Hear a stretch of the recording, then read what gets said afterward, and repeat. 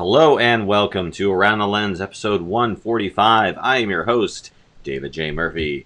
Joining me, as always, are my co-hosts, Zach Roberts. Hello. And Ron Hamilton. Aloha. Zach and Ron, anything going on with you guys in the last week or so of interest? I just got back from it was a Wednesday, Thursday, Friday, Saturday, 4 days of covering the Kavanaugh protests. That was something interesting. Haven't really dealt with Capitol Police before on Capitol grounds, so that was a learning process for me. Not even during the inauguration? No, that was usually Park Police. Okay. And so, yeah, it's weird. Like literally you walk across the sidewalk and you're basically in a different jurisdiction. Wow. And even like DC Metro Police is a different thing. So, but Capitol Police, like particularly like in the buildings, and I've actually never covered, weirdly, I've never actually been in the Senate office buildings as a journalist. So it was a very quick learning process. And I'm like, wait, what can I photograph?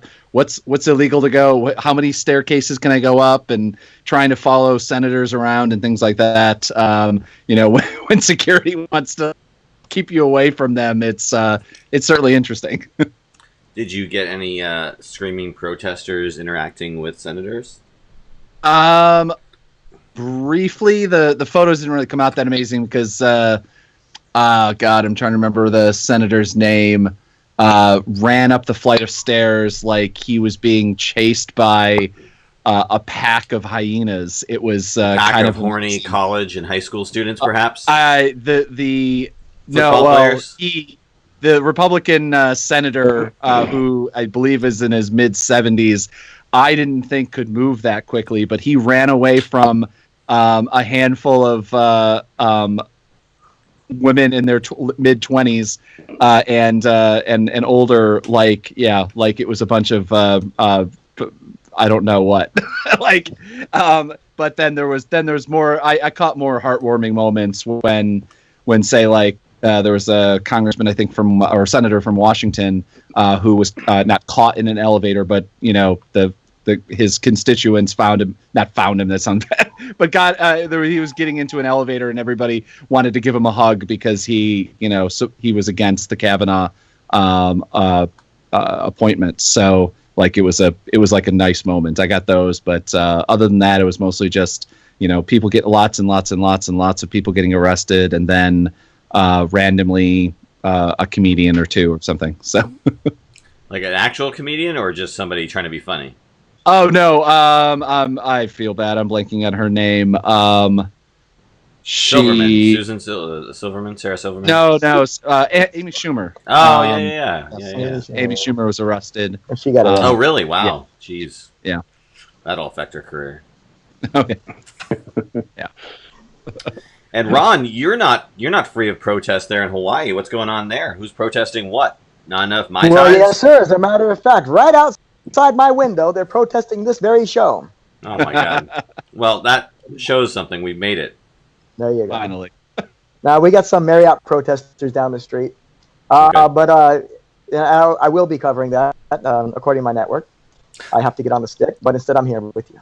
Hey, anyway, no, we did a story last week on Hawaii 5-0. It's the 50th anniversary of Hawaii 5-0. Believe it or not, the show started in 1968. Wow. And the first series ran until 1980. Wow. And then it was picked up again for the second series, whenever that was. I don't know, the new set. A couple years ago. Couple years ago, right? So anyway, maybe 4 or 5 years ago by now. It's been a while. Anyway, that we got that going on, and we had a very special visit from a future guest, which we'll talk about that when he comes on. Indeed. Well, Glad to have you on. I hope you didn't tell your news station that you were covering the protests right now, because they could easily go on our website and see it. They know me better. Indeed. They know better than I'd be working right now. Yeah. Well, before I introduce our awesome, illustrious guest that we have on this evening, I do want to let you all know about a giveaway we're doing. If you are interested in winning a Think Tank shoulder bag, it's called the Exposure 15. For those of you watching this, I'm going to switch to my... Here we go. Oh, I'm going to cancel that. I hope I didn't do anything. Anyways, Hopefully, y'all can still hear me. But anyways, this is the Exposure 15 shoulder bag. So we've partnered up with Think Tank again to give away this $169 camera bag. So if you are interested in winning this bag, you have to do only one thing this time. So I'm going to make the barrier to entry very easily. You just have to give us an idea for season 4. So we've got season 4 coming up down the line, and we are hungry for new topics to cover and different sort of people to reach out to. So if you have a legitimate idea that we can talk about on this show, a topic of conversation, or perhaps a renowned visual journalist with a good story who can be enlightening to our program, then let us know about that. Just write a comment that kind of illustrates one or the other. If you do know someone, maybe you can put us in touch with them if you recommend them. That's kind of the big thing. It's like, it's one thing to tell us, oh yeah, get this extremely famous guy on the show. It's another thing to say, like, I know someone who can be on the show, who would be great, and here's what they can talk about.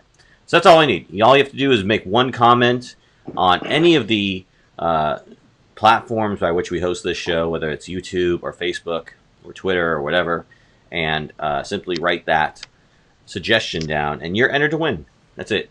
I'm sure if you're listening or watching the show, you already like it or subscribe to it, so I'm not going to ask you to have to do that or verify that. I would say, though, to make sure to give some love to Think Tank and like their Facebook page at a minimum, and at a minimum, check out what they're doing. So, anyways, the Exposure 15 shoulder bag could be yours to win. If you're thinking to yourself, I never win contests, Dave, I'm not going to enter, I'll let you know a little secret. Not a lot of people enter these contests. So if anyone enters, you've got a really good chance of winning. But again, I hope to see a ton of great entries and a ton of good ideas. I'd love to fill up all 50 episodes coming up in season 4 of the program with your ideas. I'd love to pre-program those. And you can see all the show dates we have scheduled for season 4 at aroundthelens.com. Just click on hover over the episodes section, and you'll see the season 4 schedule. So that's it for the photo contest. Go check that out. All right. So again, I have a great guest to introduce today. It's my pleasure to welcome to the show Chris Boyer, an aerial photographer from Bozeman, Montana. Chris, can you please tell us a little about yourself and your career? Yeah, sure. Thanks so much for having me on. Well, I first came west to become a cowboy. That was my ultimate goal. And I worked on ranches for years. And then in 1989, I moved to Bozeman to pick up a job with a trout stream restoration company. And that was right about the time that A River Runs Through It came out.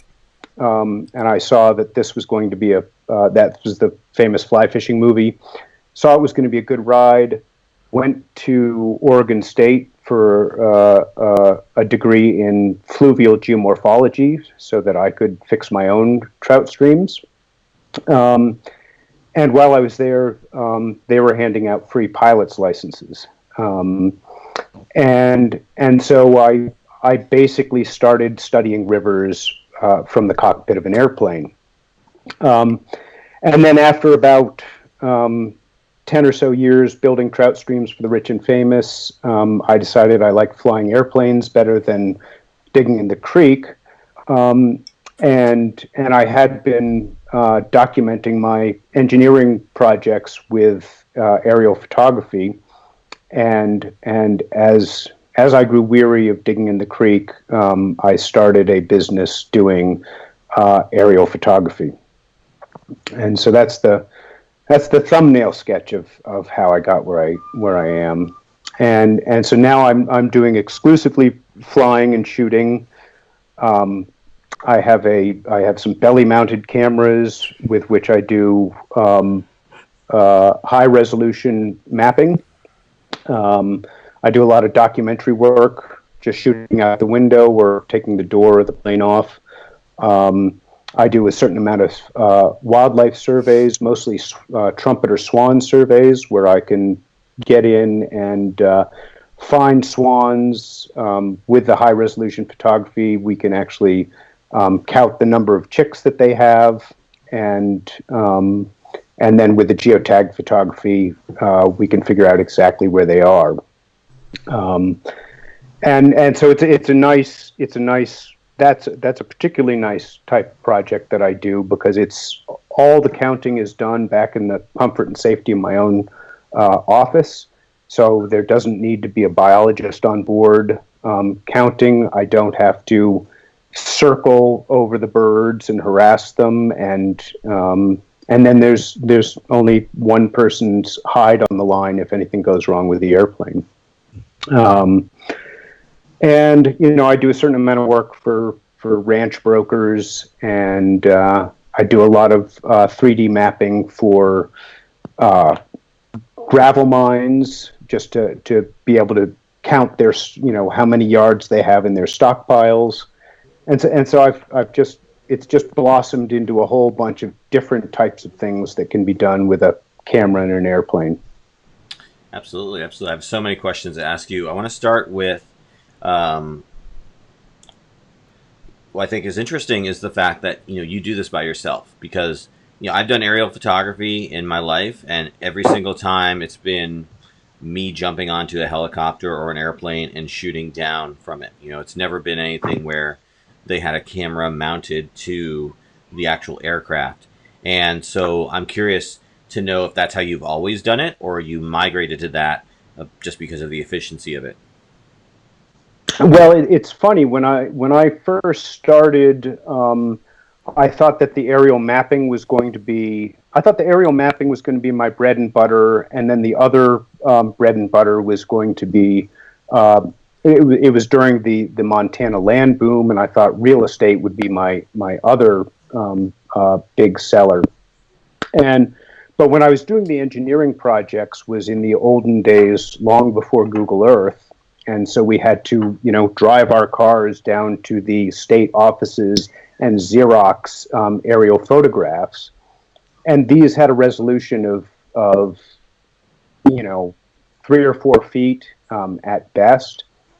And so I just started designing a camera mount to shoot through some inspection ports in the bottom of my airplane. Just so I could, because what I really needed was very high resolution imagery of relatively small areas, not very low resolution imagery of very large areas.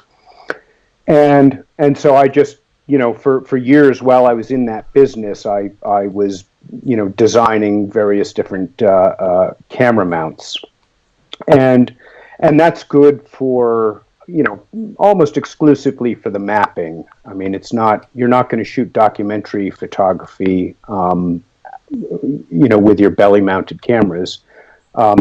However, most of the work that I do, that I would refer to as my fine art work, the gallery stuff, most of it comes out of the vertical camera mount. Really? Wow. So when you started, how long ago did you start, by the way? Boy, it's been about 12 years. Oh, okay. Yeah, it was a fuzzy start, because I started while I still had my company doing trout stream restoration. Okay. So you started about 12 years ago. So that means you started in digital then? I did. In fact, my brother was in the fashion photography business in New York, and I knew I wanted to move into aerial photography, and I would call him up quarterly and say, "Is digital there yet?" And he would say, "No, it's not there yet." And then once he called me up and he said, "It's not here yet, but you better start practicing." Yeah. And that was with the Canon 10D, Okay. which I believe was a 6 megapixel camera. Sounds about right. So. Yeah, I started in 2001 with the Digital Rebel. That was my first digital camera, and I would say, good enough for the back in the day. Absolutely. So that was your first camera that you started doing aerial photography with? Okay. Mm-hmm. And what do you use currently? Right now I have 2 5D Mark III and 1 5D Mark IV. Okay. And that's yeah.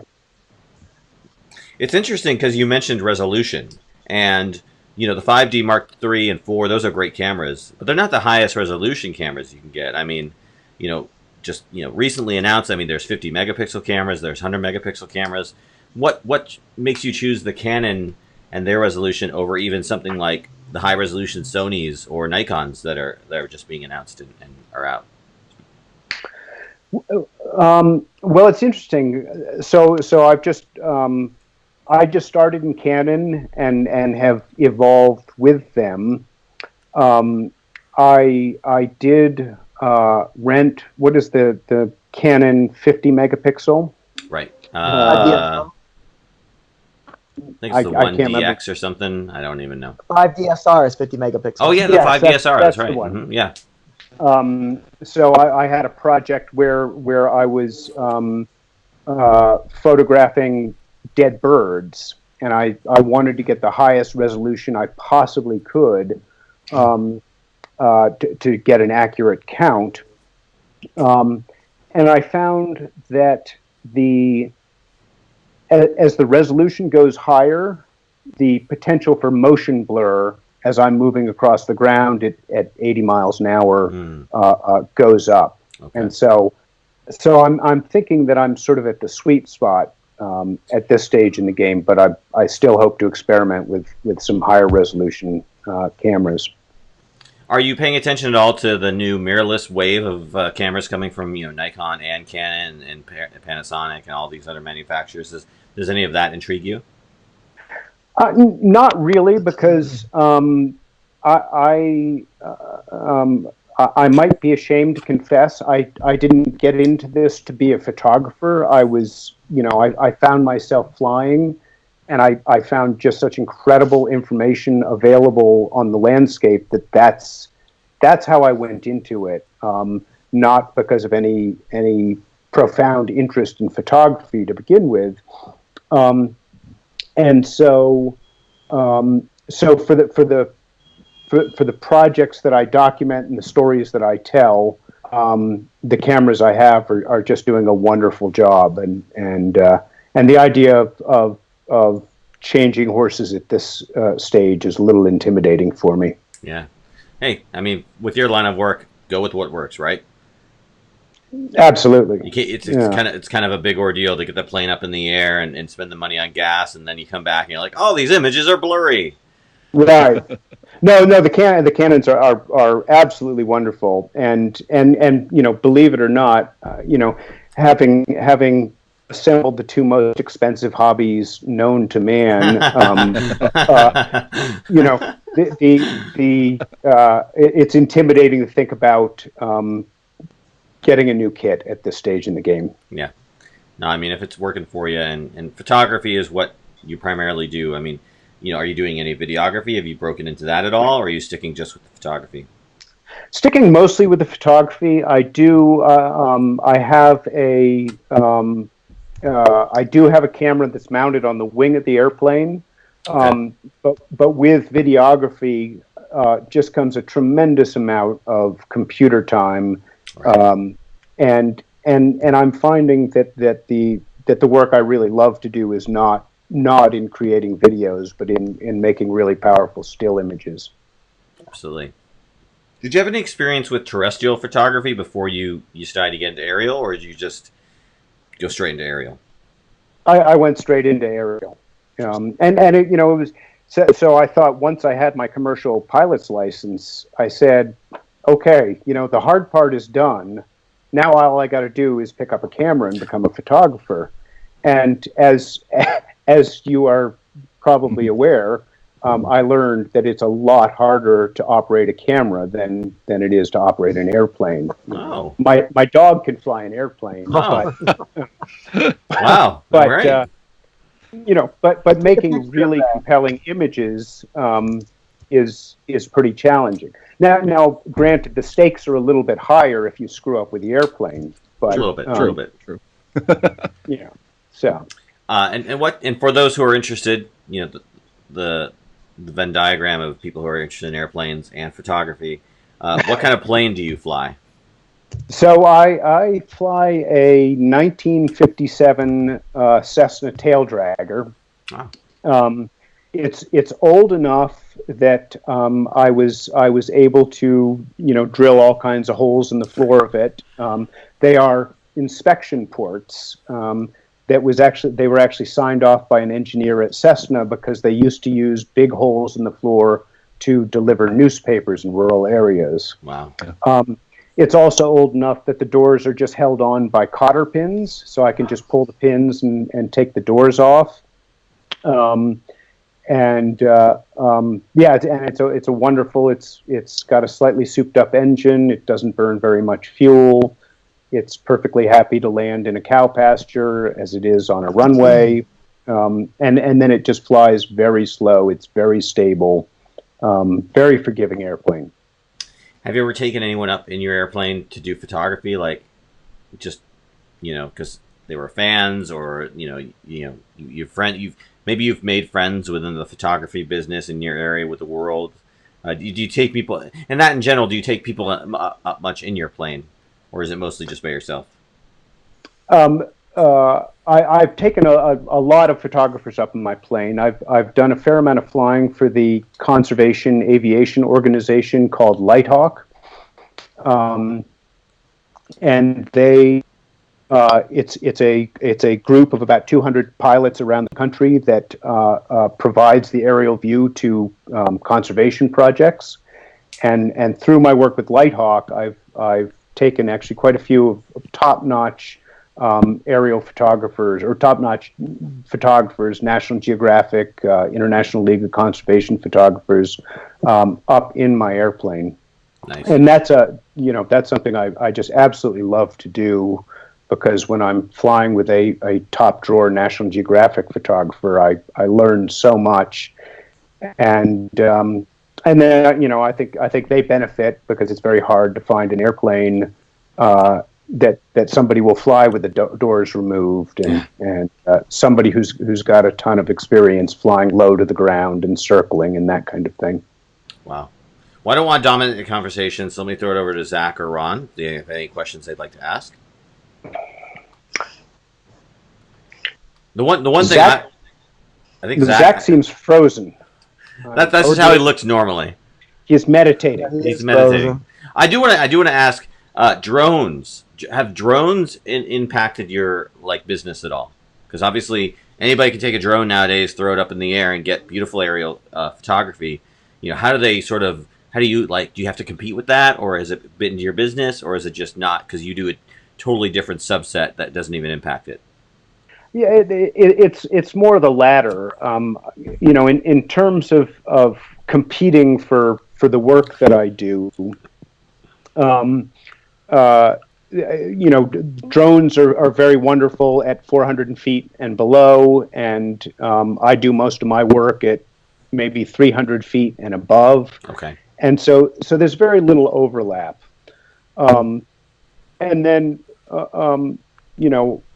the people immediately assume that drones are much more cost effective than airplanes, but I can leave my house and fly 7 mines 200 miles away and be back in time for dinner.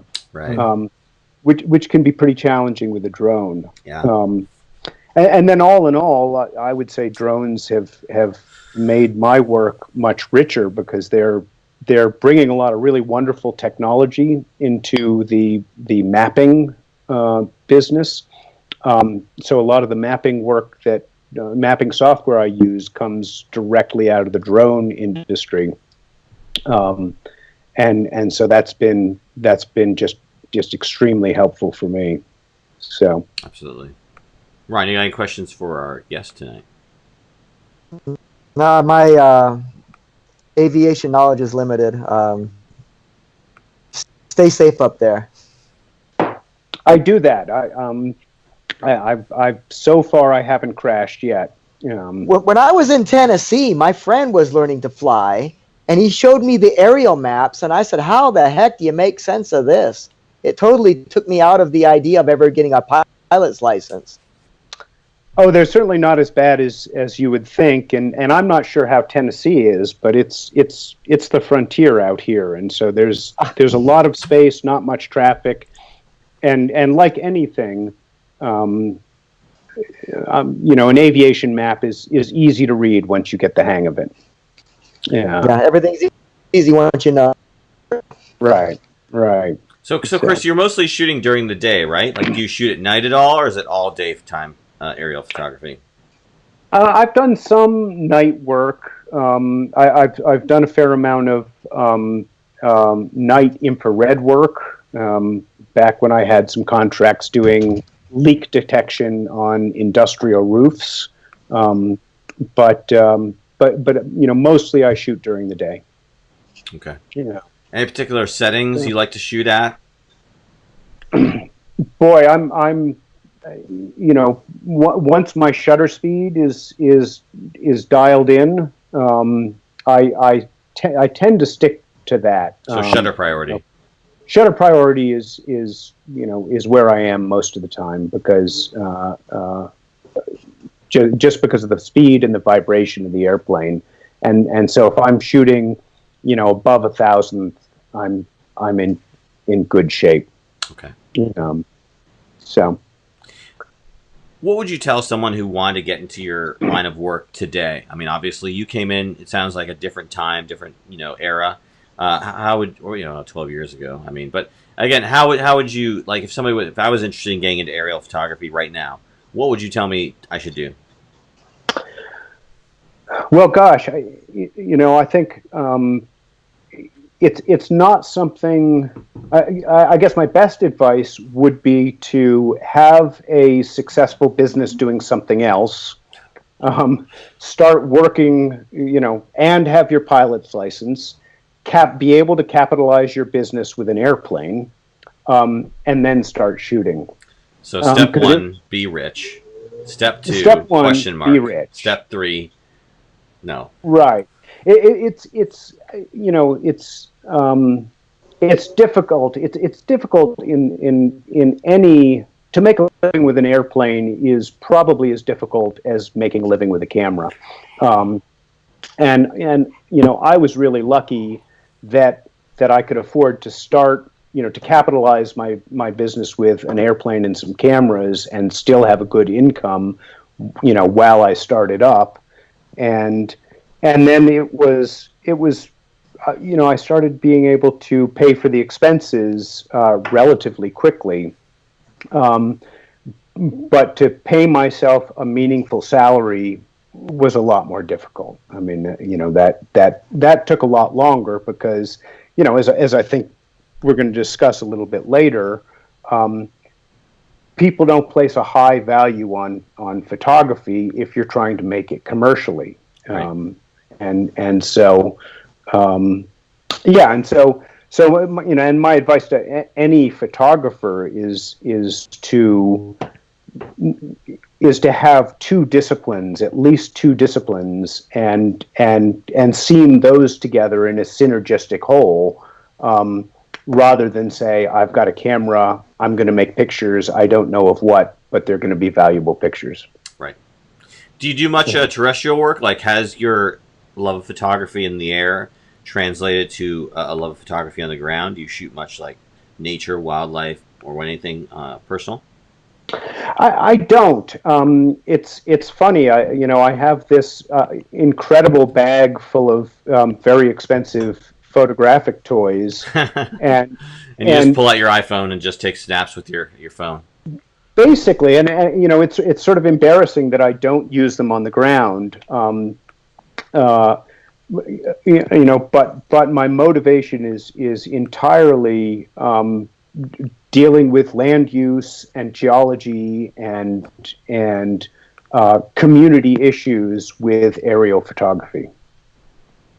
I'll be honest. Not that I don't use my camera equipment as much as I should. I don't.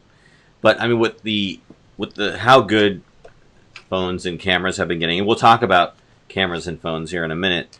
But with how good they've been getting, I honestly, it's like I'll just use my camera phone for like 90% of the work I'm doing, and when I want to get creative or if I want to do a little zoom work or something like that, then I'll have my actual camera. But it gets the job done, and it's there. So, I don't have any qualms against anybody who relies on or uses their cell phones as their main camera.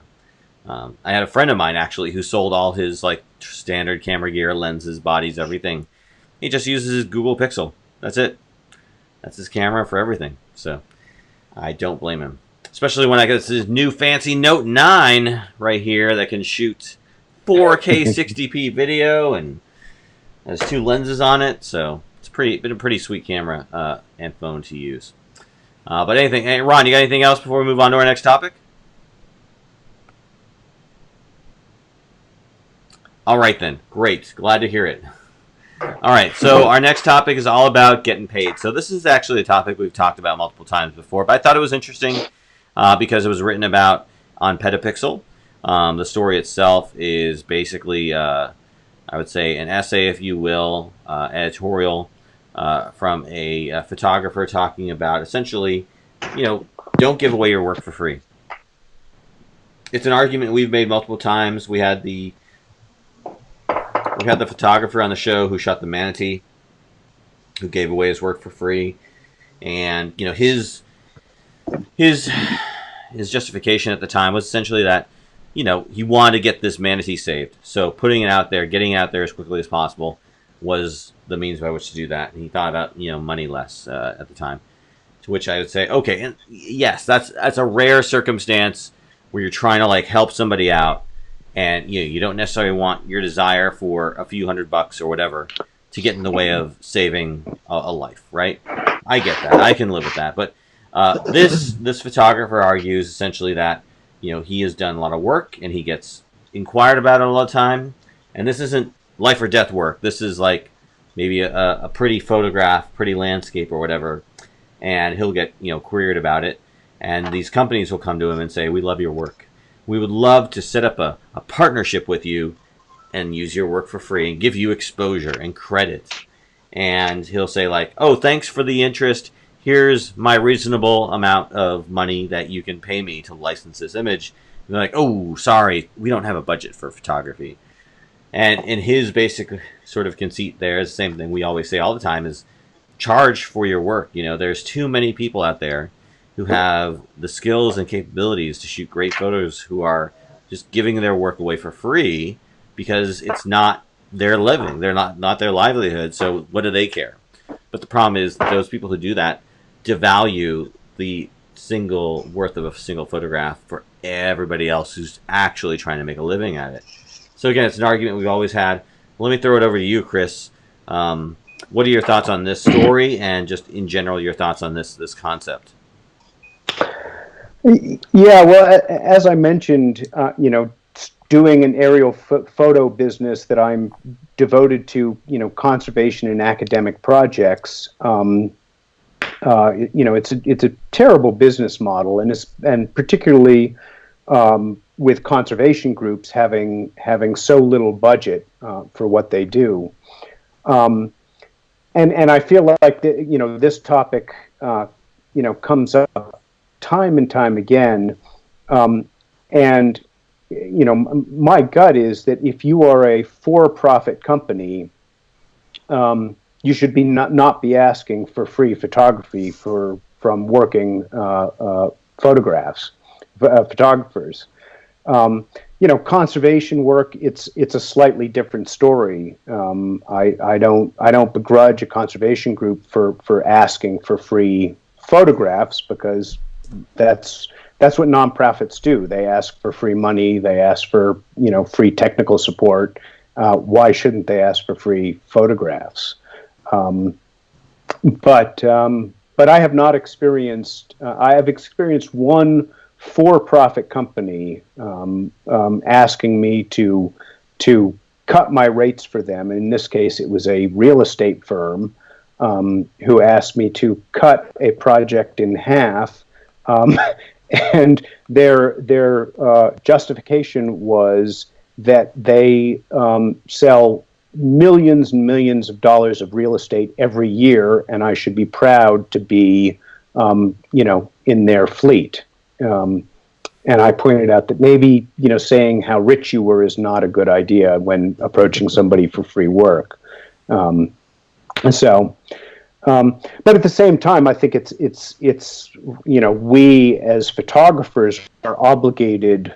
We can't blame the company for asking, because everybody's an opportunist. Sure. It's our job to educate them, about the value of photography. But it seems like we have to educate companies all the time, and it only seems like something we've had to do in the recent decade, really. I mean, because I can't imagine this type of thing happening in more of the film era. And going back to what you're saying, it's a lot different, I think, for me to go and drive out to somewhere and take a few photographs, and it's costing me, maybe half a tank of gas or something. For you, it's like it's expensive to you can't just hop on the plane and go take some photos. I mean, that's a commitment. That's a mad expense, right? So I mean, I would think it'd be incredibly insulting for someone to ask for free photographs from an aerial photographer as opposed to just some dude driving in his truck and throwing his drone up in the air. Right. Well, that does get muddy because I've got 70,000 images, and so absolutely for somebody to say, "Will you fly your airplane for 4 hours to make this for free?" Of course, that's a non-starter. Right. For stock imagery, I mean, I think that photography is a resource, just like money is a resource, right. and just like exposure is a resource. And so when somebody comes to you with that, as the article was on about, that promise of exposure, you have to just do that calculus right. every time. Is this project meaningful to me? Is this exposure meaningful to me? Yeah. And then decide accordingly. I guess my goal is always not to be offended at the ask. My goal is just to figure out how to spend as little time as I possibly can dealing with the situation. Yeah. Or maybe to turn somebody into a paying customer, perhaps. I don't know. Absolutely. And the question is always, what's your budget for photography? And if the answer is we don't have a budget for photography, my answer is, well, then photography is obviously not an important part of this project. Yeah. Thank you very much. Yeah. I will say, on the counter argument to my own argument is that I do see a value in a time when exposure can be something you want, but it has to be balanced in terms of the overall effect of what you're doing to get that exposure and what it's earning for you. Because you can say, like, you're going to get exposure on this project to get something else later, but if that next thing is being sold to that company or person or whatever, and someone else is using that as an exposure opportunity, and then it just turns into sort of like this vicious cycle, right, where everyone's trying to get the exposure for the next opportunity to get paid, and then nobody gets paid because there's always somebody trying to get exposure. So it's tricky. But at the end of the day, charge something for your work. I always tell people who give it away, who want to charge like $25. Charge a nominal amount, so that there's some sort of price tag associated with your work, some sort of price tag associated with your effort, even if you don't need the money, so to speak. And you're doing this for the heck of it in your free time. Don't make it harder for everybody else. Ron, what are your takes on this? No, because every time I mute the mic for the motorcycles going by and the sirens and whatnot, so that's why it takes me a while to unmute. Sorry about that. Protesters. Yeah, giving away work for free is a good idea. I think it does great to enhance your image, and I think it'll exposure bucks. Pay for your rent with that. It'll get you places. No, I like just the poorhouse. like, for example, the poorhouse. We just did a story on the Hawaii Five-0 guys, right? These Hawaii Five-0 actors make millions; they can afford to pay. But I give them free. We're doing a story on them.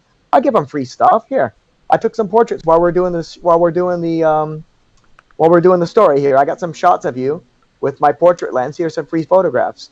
I'll throw that in. Sorry, so part of the problem. That's what I was gonna say, Ron. You're part of the problem. Yeah. You could have earned. You're devaluing our work, Ron. I've earned so much off those shots with my camera during the story we were doing on them. Nah. Well, it's because you have a set job and you do primarily video. I mean, do you do Yeah, much right. still work for your job? Sometimes, not mostly. Mostly it's video. Mostly video. Yeah. So I mean, you're kind But of no, but yeah, no. I don't want to say that. But I'm not going to do a job for free. But I don't right. mind throwing in extra stuff. I don't Yeah. mind that. Yeah. Or when I shoot portraits, if I'm shooting portraits for an event, let's say there's a banquet and they want a portrait photographer there, and I set up my booth, and I say, yeah, here you go. The portraits cost this much, but if you'd like a low resolution image for your Facebook, I'll give you that for free. And I do have to say, I don't like vilify you for doing the thing with the celebrities because you're just giving the celebrity a copy of their photograph, right? You Correct. know, Correct. I don't vilify. You know, that's a totally different level. It's when you're giving a like corporation who can Right. obviously pay for what they're asking Right. I'm against for. that. Yes, sir. I'm against that as well. Yeah. So no, I think perfectly fine sharing your work with others. I think that's a great way to build connections with people. Correct. Even if they share that amongst their social media, I think as long as there's the understanding deal, there right. that it's for non-commercial use, anyways, Right. I think that can be used as a great way to share your work. But it's when you, like you said, you get this real estate company who wants to charge you half of what you're asking for because the privilege of working for them. Oh God, Yeah. No. that just Yeah. makes me I sick. can't live off exposure. You can die from overexposure, but you can't live off exposure, Indeed. Well, especially in Bozeman, Montana. yeah. What's that? Well, you can live outside for a long time in Hawaii. You can be a good. It's a lot easier in Hawaii. That's true, sir. Yes, sir. Indeed. Much easier to live off off the land here, and the Indeed. tourist dollars. But I do think that now that everybody's phone is better than my first $2,000 digital body. I mean the quality and accessibility of photography has gone up, and I think that you look at all of these photo seminars, these instructional seminars. Photographers are sort of training their free competition, and so now there's this sort of it's like there's an army of rich hobbyists out there taking our business as photographers, and I think if somebody is doing it as a hobby and they're willing to give it away, what can we as photographers do about that, and what can we even say about that if it gives them pleasure to see their photograph on the side of a bus or in an annual report somewhere. Right. Yeah, no, absolutely. And I think Zach isn't here, but he makes a comment on this article. I don't know if he just made it 8 hours ago, so he made it today. I wish he was here. He could talk about this because he loves to basically rag on Petapixel because Petapixel obviously publishes articles. I've supplied articles to Petapixel for free. This article was probably for exposure, exactly, for exposure for the podcast and whatnot. But they're doing exactly the same thing. They're providing a platform for you to reach an audience, but they're not going to pay you for your articles. They're not going to pay you to promote your articles or your work because it's that exposure sort of mentality. So he, of course, diminishes Petapixel for what they do in terms of not paying the people who contribute to their website. And I don't disagree with Zach. I mean, I think, I'm sure Petapixel earns enough from advertising where they could probably, pay a nominal fee to people who contribute, or at least something based on, if an article you get published has a large reach, I think there would probably be, nice to get a little kickback for that. But I don't think anyone goes into writing for Petapixel or contributing to Petapixel without the general understanding that you're not going to get paid for your work. Like, you're doing this voluntarily. Like, no one is forced to submit anything to Petapixel or agree to have their work published on here. So that's the argument I would make against Zach in terms of what he would say about again supplying your work to Petapixel for free. Again, no one's forcing you to do it.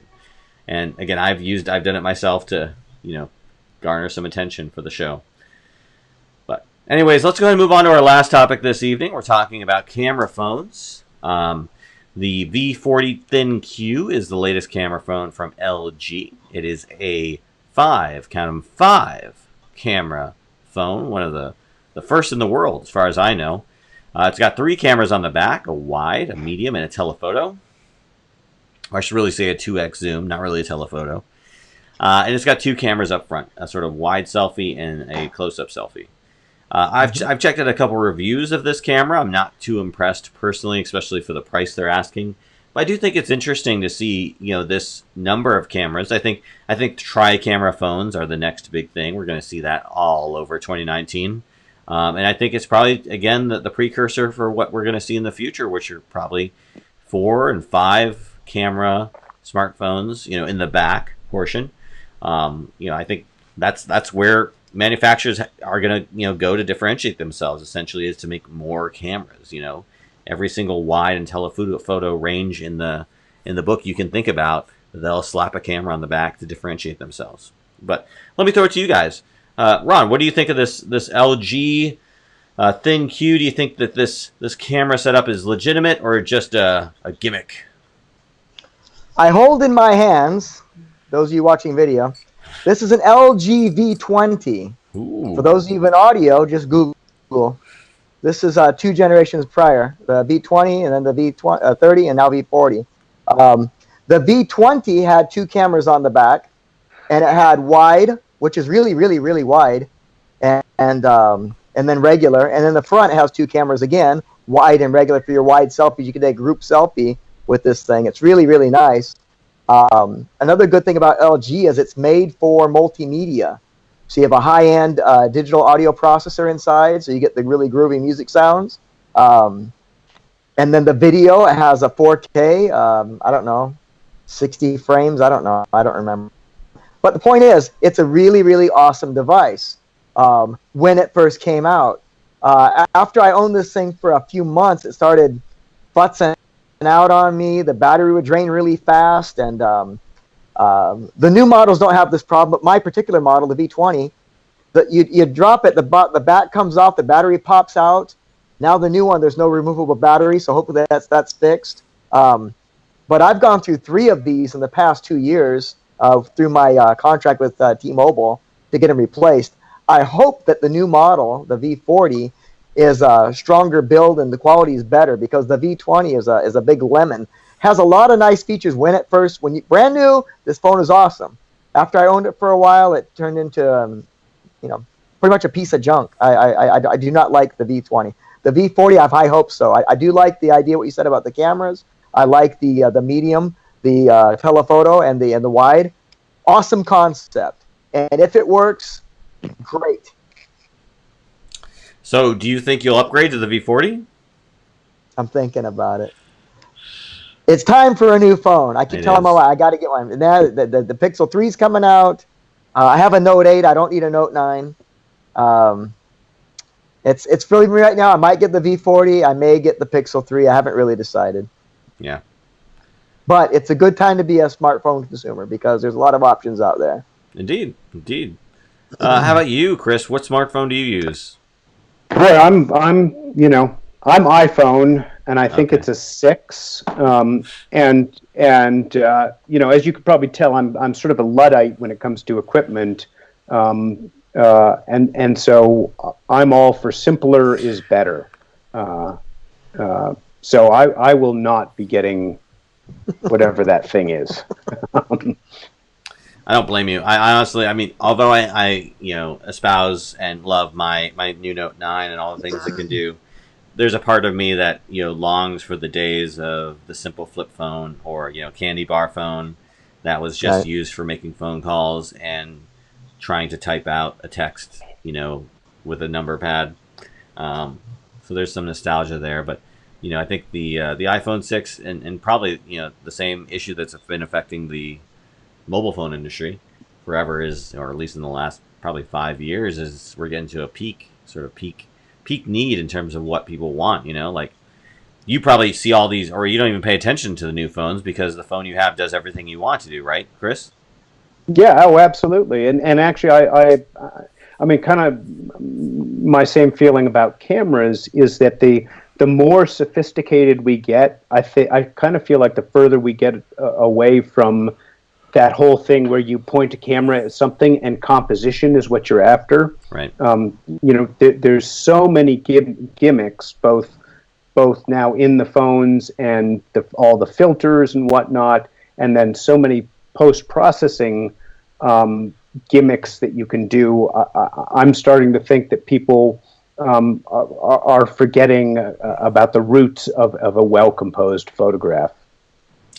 Yeah, no, totally. I mean, you see that nowadays with all the mirrorless. Everybody's talking about specs. Me, myself, completely, totally. I got involved in that. I love talking about the specs. So great to see Panasonic coming out with a camera that can shoot 4K 60 in full frame. Wazza! Take that, Canon, Nikon. But yeah, I mean, obviously, you got to go back to the roots in terms of what you want to do with your camera, whether it be a phone or an actual camera. But you're happy with what you have, so that's good. Absolutely, I know, and I don't use my Mark IV for the way it's. There is 50 freaking pages on the autofocus settings. Wow. Who's got time to read that in a manual? I have no idea how the autofocus works. And the more time I spend trying to figure that out, the less time I spend trying to make photographs. Does your camera, the kind of like you sort of preset? So you have the camera going through the bottom of the plane, right? Yeah, or handheld out the window or out the open door. Okay, so you got the one like that goes through the hole, the one you handheld, the one you have on the wing, right? That's the video camera, yeah, but which I rarely use that. Okay, and then where else? Do you have any other like cameras that you place anywhere? No, in my belly mount for my mapping projects, I have a Mark III with a 50 millimeter, and when I'm doing maps, I'm shooting that off an intervalometer. It's on center point autofocus, right? And that I have to shoot manually because I can't afford to have the camera adjusting light based on what we happen to be flying over, because all the images have to be mosaic. Right. Yeah, and then I've got a 16 to 35 and a 24 to 70 on the seat next to me, and that's what I shoot out the window and out the door. What do you use to track yourself in flight? I mean, I guess it's just some sort of like GPS program. I mean, how do you know, like, you've flown over an area, and then how do you know where to like fly back so you're not like too close to overlap, or you're the right distance away to where when they take the imagery and actually process it, they can make a good like photo layout? Yeah, so I lay all of that out on a Garmin GPS, which I just happen to have right here. It's one of my favorite things in the world. It's just a portable GPS that hangs out in my airplane. I plot my flight lines in Google Earth, and I transfer them into the Garmin. They're 450 feet apart, and so I just have to make very tight turns and fly back and forth along those established lines. So you plot the lines in Google Earth, you import them into the GPS, and the GPS tells you, or it shows you you're on the line, right? Right. And so I have this GPS that's zoomed in very tight, so I can see whether I'm 100 feet one way or the other of the line. Yeah. And then I also have an iPad running a program called Gaia GPS that I have zoomed out, and so I can see, because when I leave my line and make my procedure turn to get back on the opposite line, I tend to lose sight of those lines. So I have my iPad showing me where I am, sort of the big picture. Your iPhone has a GPS in it. Yes, and I use my iPhone with some flight software, and I can program that to show me where the nearest air traffic is. So I've got a lot of digital in the cockpit, but it doesn't mean I like all this crazy nonsense in my iPhone for taking pictures. Yeah. Yeah.